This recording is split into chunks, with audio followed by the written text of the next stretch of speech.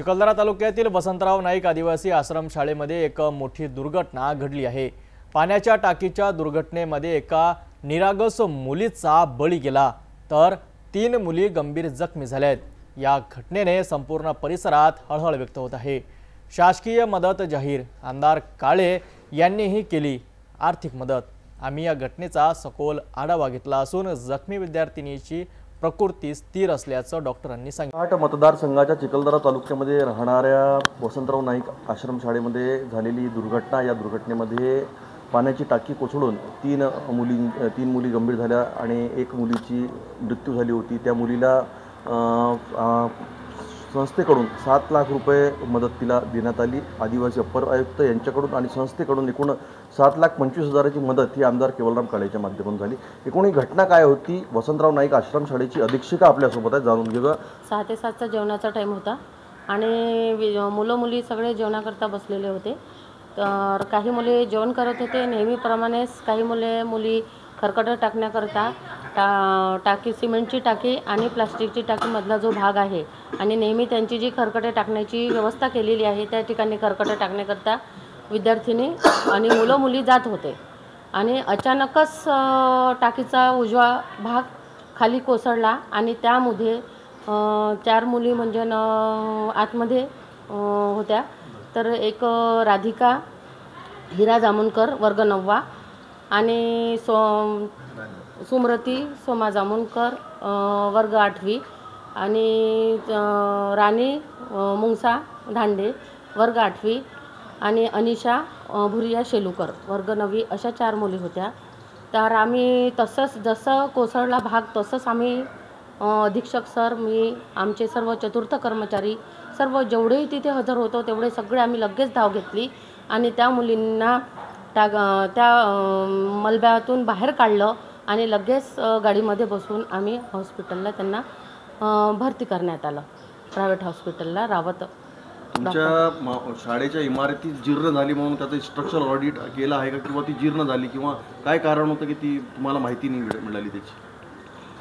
नाही, त्या संदर्भात तर सर मी तुम्हाला नाही सांगू शकत, कारण मला या शाळेमध्ये बदली होऊन 2च वर्ष झाले।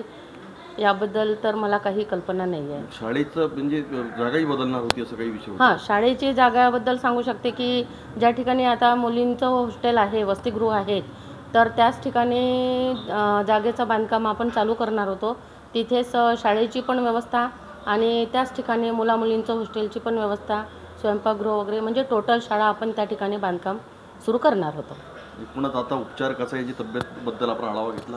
हो, मुली इथे दवाखान्यामध्ये आणल्यानंतर मुलींचा उपचार खूप चांगल्या पद्धतीने डॉक्टर रावत यांच्या हॉस्पिटलमध्ये आणल्यानंतर दवाखाना डॉक्टर साहेबांनी पण अतिशय चांगल्या पद्धतीने सहकार्य केले आणि त्यांचा उपचार खूप चांगल्या पद्धतीने केला।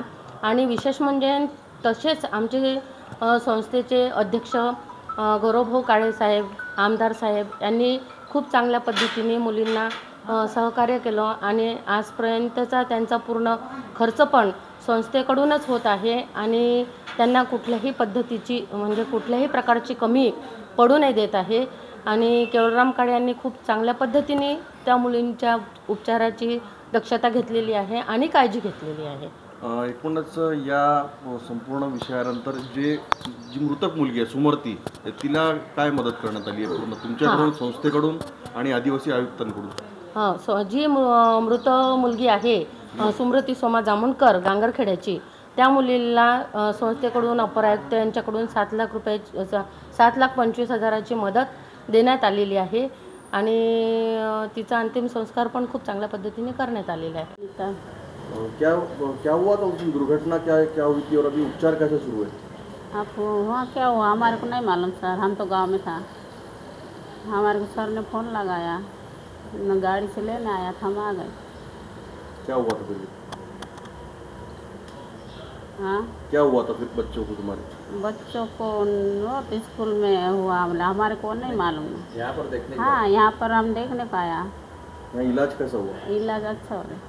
कितने करा इलाज, कौन आया था? सब सरों मिलने को आते हैं, डॉक्टरों ने सब। और कौन है?